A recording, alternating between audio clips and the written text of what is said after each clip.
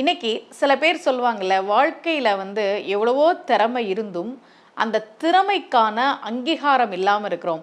அல்லது எவ்வளவுதான் நல்லது பண்ணாலும் அதை மற்றவங்க குறை சொல்லிட்டு தான் இருக்கிறாங்களே தவிர யாருமே பாராட்டுறதில்ல, நன்றியோடு இருக்கிறதில்ல. இந்த மாதிரி சில பேர் சொல்லுவாங்க தெரியுமா?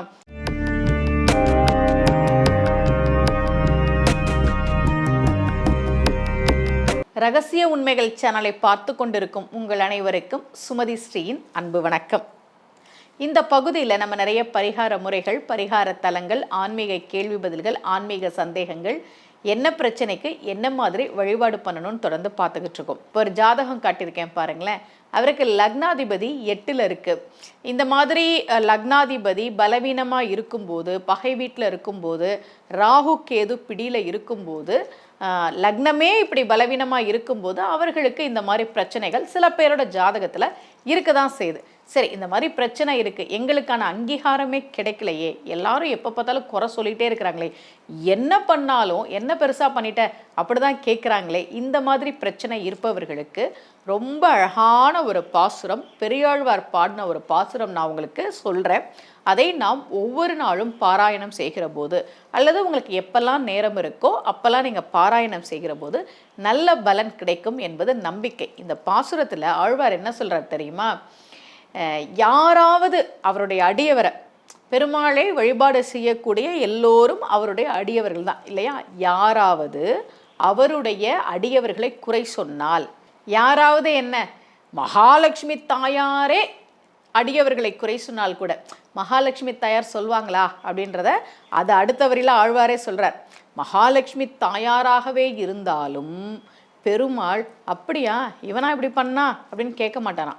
என்னுடைய அடியவர்களை பற்றி எனக்கு தெரியும், ஒருவேளை அவங்க இப்படி பண்ணியிருந்தாலும் கூட ஏதாவது நல்லதுக்காக தான் இருக்கும் அப்படின்னு சொல்வாராம்.